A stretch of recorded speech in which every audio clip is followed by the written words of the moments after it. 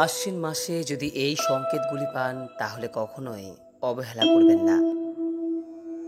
বন্ধুরা, শাস্ত্রে বলা হয়েছে আমাদের পূর্বপুরুষদের আত্মা যদি সন্তুষ্ট থাকে এবং তাদের আশীর্বাদ যদি আমরা লাভ করতে পারি তাহলে আমাদের জীবনে সর্বদা সুখ, শান্তি, সমৃদ্ধি বিরাজ করে।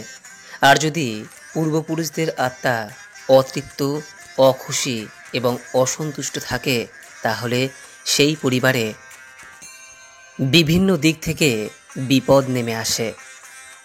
তাই বলা হয় পূর্বপুরুষের ঋণ থেকে আমাদের সর্বদা মুক্ত থাকা প্রয়োজন।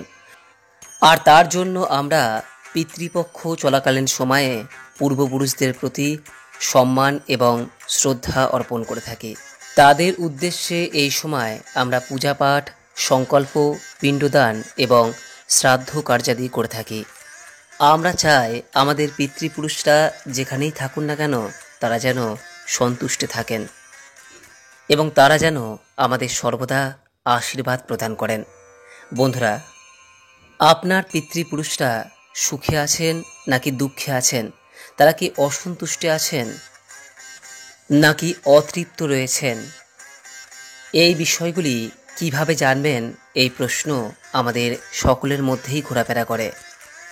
বন্ধুরা, আমাদের পিতৃপুরুষরা বেশ কিছু সংকেতের মাধ্যমে জানিয়ে দেন যে তারা এখন কেমন অবস্থায় রয়েছেন।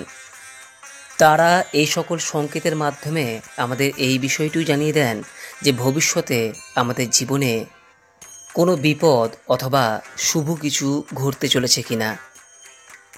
তারা এই সকল সংকেতের মাধ্যমে জানিয়ে দেয় যে তাদের এই মুহূর্তে কি প্রয়োজন এবং আমাদের এই সময় কি করা উচিত। বন্ধুরা, পূর্বপুরুষদের কাছ থেকে পাওয়া এই সমস্ত সংকেতগুলি যদি পান তাহলে এগুলিকে কখনোই অবহেলার চোখে দেখবেন না, কারণ এর মধ্যে কিন্তু আপনার আগাম ভবিষ্যতের অনেক কিছু কথাই লেখা থাকে। আশা করি দর্শক বন্ধুরা এই ভিডিওটি আপনাকে অনেক গুরুত্বপূর্ণ তথ্যের সন্ধান দেবে। নমস্কার দর্শক বন্ধুরা, অমৃত কথা এই চ্যানেলে জানাই আপনাদের সুস্বাগতম। ভারতীয় দর্শন, শাস্ত্র এবং বিভিন্ন দেবদেবীর পূজা অর্চনা পদ্ধতি এই চ্যানেলের মূল আলোচনার বিষয়বস্তু।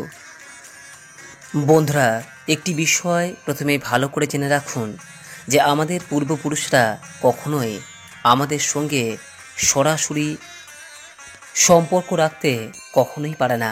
এই কারণে তারা আমাদের বিভিন্ন সংকেত প্রদান করে।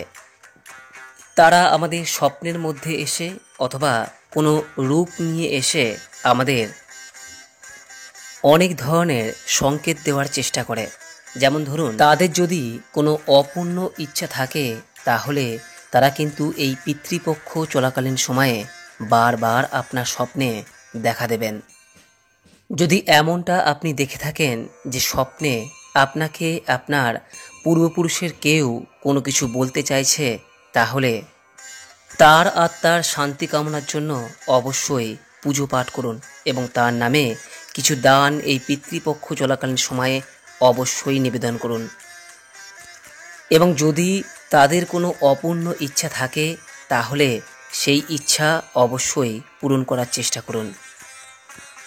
যদি স্বপ্নের মধ্যে আপনার পিতৃপুরুষরা আপনার সম্মুখে দাঁড়িয়ে থাকে তাহলে আপনি বুঝে নিন যে আপনার ওপর কোনো বড় বিপদ আসতে চলেছে, আর সেই বিপদ থেকেই আপনার পূর্বপুরুষ আপনাকে বাঁচানোর চেষ্টা করছে এবং এই বিপদ থেকে আপনাকে আপনার পিতৃপুরুষরা প্রথমেই সতর্ক করতে চাইছেন। যদি আপনি স্বপ্নে এই বিষয়টি দেখে থাকেন যে আপনার সঙ্গে কোনো ছায়া চলছে তাহলে কখনোই কিন্তু ঘাবড়ে যাবেন না। এটা আপনার পিতৃপুরুষদের একটি পদ্ধতি আপনাকে এটা বলার জন্য যে আপনার কাজে তিনি অত্যন্ত প্রসন্ন আর আসতে চলা সকল সমস্যায় তিনি আপনার পাশে সবসময় রয়েছেন।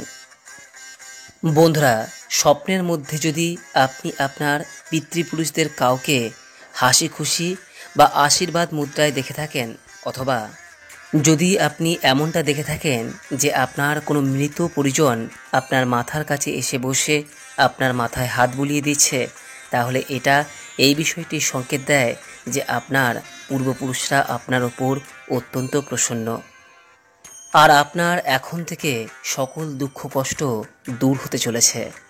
শুধুমাত্র হাসি খুশি নয়, বরং যদি আপনি পূর্বপুরুষদের স্বপ্নে শান্ত থাকার অবস্থায়ও দেখেন, তাহলেও এই বিষয়টি শুভ সংকেত বহন করে।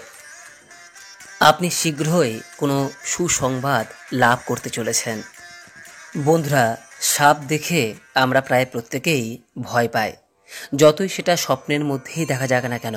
কিন্তু স্বপ্নের মধ্যে যদি আপনি সাপ দেখেন এবং সেই সাপ দেখে ভয় পাওয়ার পরিবর্তে আপনি যদি প্রসন্ন হন, তাহলে আপনাকে বলি যে এটা আপনার পিতৃপুরুষদের প্রসন্ন হওয়ার একটি গুরুত্বপূর্ণ সংকেত। এই সংকেত যদি আপনি কখনো পেয়ে থাকেন, তাহলে আপনি ধরে নিন খুব শীঘ্রই আপনার জীবনে এক বিরাট বড় পজিটিভ পরিবর্তন আসবে। এই স্বপ্নগুলি ছাড়াও আমাদের পিতৃপুরুষরা আরও কিছু কিছু সংকেত প্রদান করেন। যেমন ধরুন, পিতৃপক্ষ চলাকালীন সময়ে আপনি যদি কোনো কাকের উদ্দেশ্যে ভোজন রাখেন এবং কাক এসে সেটিকে গ্রহণ করে, তাহলে একে খুবই শুভ বলে গণ্য করা হয়। এর অর্থ এটি দাঁড়ায় যে আপনার পিতৃপুরুষরা আপনার ওপর সন্তুষ্ট। আর যদি কাক সেটি গ্রহণ না করে মুখ ফিরিয়ে নেয়, তাহলে আপনার পূর্বপুরুষরা আপনার ওপর অত্যন্ত অসন্তুষ্ট, সে বিষয়ে কোনো সন্দেহ নেই। এর পাশাপাশি যদি এই পিতৃপক্ষ চলাকালীন সময়ে যখন আপনি পিতৃপুরুষদের উদ্দেশ্যে কোনো দান করছেন বা কাউকে ভোজন করাচ্ছেন, সেই সময় যদি কোনো কাক আপনার কাঁধের ওপর কিংবা ছাদে এসে বসে বা আপনার আশেপাশে এসে উপস্থিত হয়, একেও পিতৃপুরুষদের আশীর্বাদ বলে গণ্য করা হয়। শুধু তাই নয়, এর অর্থ হলো খুব শীঘ্রই আপনার সমস্ত মনোকামনা পূর্ণ হতে চলেছে। শুধু তাই নয়, এরই সঙ্গে এই সমস্ত ক্রিয়া চলাকালীন যদি গরু এবং কাক একত্রিতভাবে আপনি দেখে থাকেন, তাহলে বুঝবেন আপনার পূর্বপুরুষরা আপনার ওপর অত্যন্ত প্রসন্ন। আবার সেখানেই যদি ওই কাকটি গরুর পিঠে বসে এবং তার পিঠ নিজের ঠোঁট দিয়ে খোঁচাতে থাকে, তাহলে বুঝে নিন যে খুব শীঘ্রই আপনি কোনো বড় সুখবর পেতে চলেছেন। বন্ধুরা, শাস্ত্র অনুসারে পূর্বপুরুষরা প্রসন্ন হওয়ার ফলে আমাদের যে কোনো ইচ্ছা পূরণ করতে পারেন। আর এই অবস্থায় আপনার যদি কোনো কার্য অনেক চেষ্টা করার পরেও পূরণ না হয়, তাহলে একবার সৎ মনে আপনার পূর্বপুরুষকে স্মরণ করুন এবং তাদের নামে পূজা পাঠ ও দান করুন। এমনটা করার ফলে যদি সেই কার্যটি পূরণ হয়, তাহলে বুঝে নিন আপনার উপর পূর্বপুরুষের অশেষ কৃপা বর্ষিত হচ্ছে। বন্ধুরা, এই পিতৃপক্ষ চলাকালীন সময়ে আপনি যদি এই খবরটি পান যে আপনার পরিবারে এক নতুন সদস্য আসতে চলেছে, তাহলে বুঝে নিন সেই নতুন সদস্য আপনার পূর্বপুরুষদের আশীর্বাদ স্বরূপ। এই পিতৃপক্ষ চলাকালীন সময়ে যদি কোনো পরিবারে কোনো শিশু জন্মগ্রহণ করে থাকে, তাহলে সেই শিশু সেই পরিবারের জন্য অশেষ সুখ এবং আনন্দ নিয়ে আসে। সেই পরিবারের সদস্যরা ধীরে ধীরে উন্নতি এবং সমৃদ্ধি লাভ করতে শুরু করেন। কারণ পিতৃপক্ষে জন্মানো শিশু বা গর্ভজাত শিশু সর্বদাই পূর্বপুরুষদের আশীর্বাদ স্বরূপ হয়ে থাকে। তাদের মধ্যে সৃজনশীলতা এবং শিল্পসত্তার বড় প্রকাশ ঘটে। আশা করি দর্শক বন্ধুরা, এই ভিডিওটি থেকে আপনি সমৃদ্ধ হয়েছেন। যদি এরপরও এই সংক্রান্ত কোনো প্রশ্ন থাকে, নিচের কমেন্ট বক্সে অবশ্যই জানাবেন। সকলেই ভালো থাকুন, সুস্থ থাকুন এই কামনা করে আজকের মতো ভিডিওটি এখানেই শেষ করলাম। নমস্কার, ধন্যবাদ। ঈশ্বর আপনার মঙ্গল করুক।